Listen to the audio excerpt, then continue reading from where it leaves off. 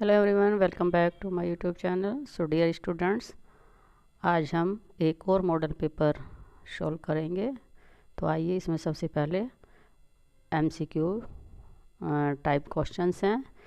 इससे आंसर देने से पहले हम इस पैराग्राफ को पढ़ेंगे।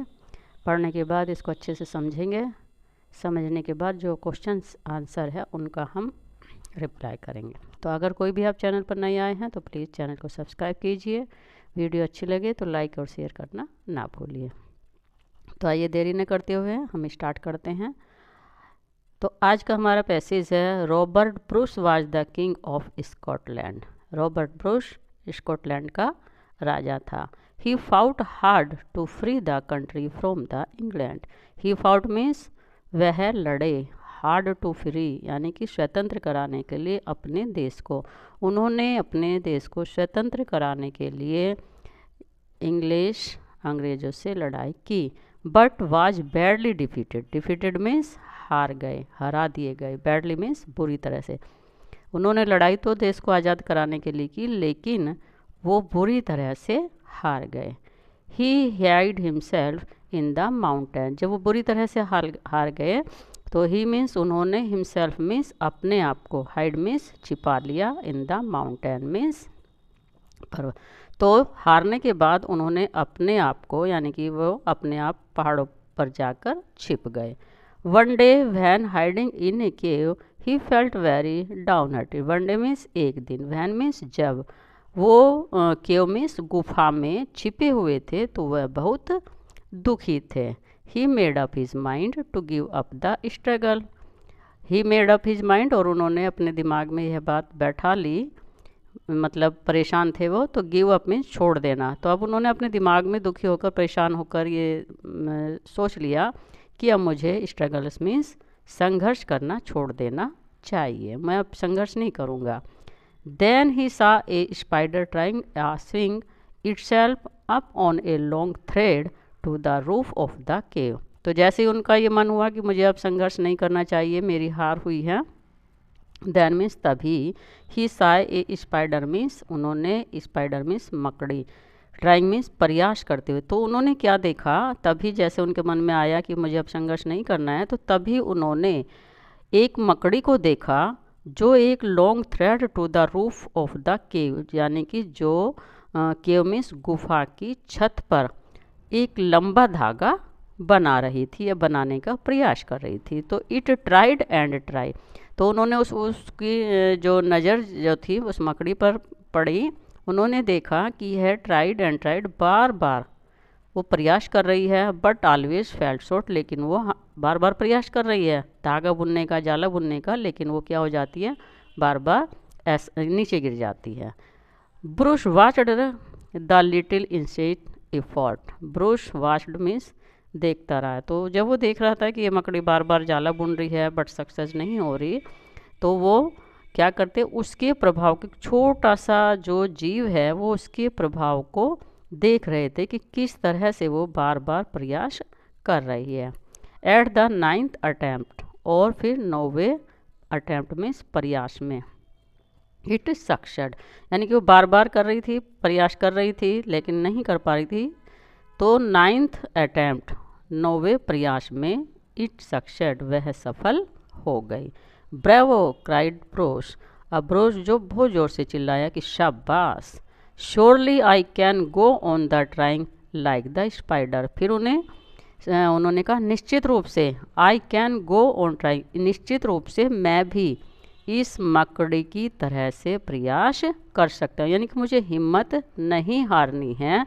जिस तरह से बार बार मकड़ी के प्रयास करने पर 9वें अटैम्प्ट में वो सक्सेस हो गई, तो मुझे भी इसी मकड़ी की प्रेरणा लेकर बार बार मुझे प्रयास करना है, मैं प्रयास कर सकता हूँ। I will try again. तो उन्होंने कहा मैं प्रयास करूँगा दोबारा से। आई विल ट्राई अगेन, मैं दोबारा से फिर प्रयास करूँगा। And he did succeed and made his country free. और इस प्रकार से ही डिड सक्सीड, यानी कि उस मकड़ी से प्रेरणा लेकर, जो वो हिम्मत हार गए थे, उस मकड़ी से प्रेरणा लेकर उनके अंदर हिम्मत आई, बार बार उन्होंने प्रयास किया और अंत में उन्होंने अपने देश को फ्री मीन्स आज़ाद करने में सफल हुए। तो अंत में अपने देश को आज़ाद करने में वो सक्सेस हो गए। तो देखिए ये पैसेज खूब अच्छे से हमें समझ आ गया है। अब इसके क्वेश्चंस हैं जिन्हें आंसर देना है। तो फर्स्ट क्वेश्चन है, King Bruce had to hide himself. बताइए कहाँ पर उन्होंने अपने आप को हाइड किया था? इन द माउंटेन। वेरी गुड, तो हमने माउंटेन को टिक कर दिया।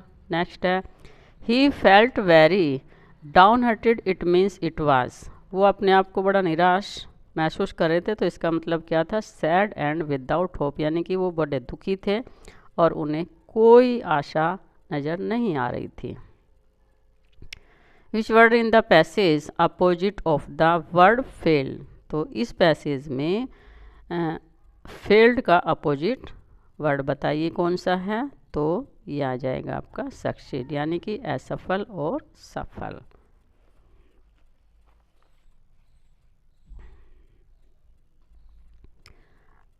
Next question, choose the correct options to answer the following questions. ये देखिए, behaviour, got, I, his, ate, angry.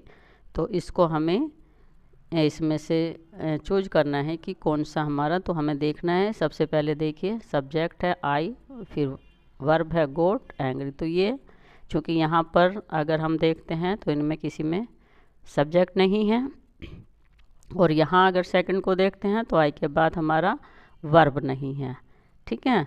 और यहाँ पर भी अगर हम देखते हैं तो यहाँ पर ऑब्जेक्ट, तो आपका I got angry at his behaviour, ये आपका right answer.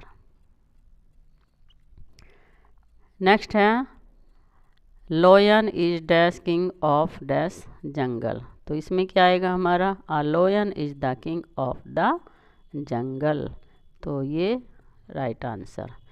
Select misspelled words. तो इसमें फैमिली, एम्प्लॉय, एड्रेस, चैरिटी, तो यहाँ पर आपका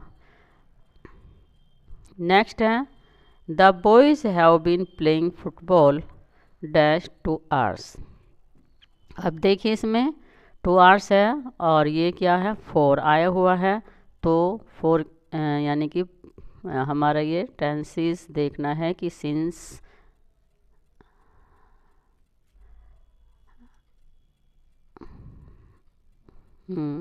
या 4 आएगा, तो 2 hours हैं। तो 2 hours में देखिए हमें क्या लगाना है? 4 लगाना है, तो ये आ जाएगा, the boys has been playing football for 2 hours। या correct answer. Next, my friend dash in Delhi for the last 5 years। अब देखिए यहाँ पर 4 है, तो इसमें हमें देखना है, ये भी टाइम दिया हुआ है लास्ट 5 years, तो यहाँ पर आपका my friend has been living in Delhi for the last 5 years। Okay.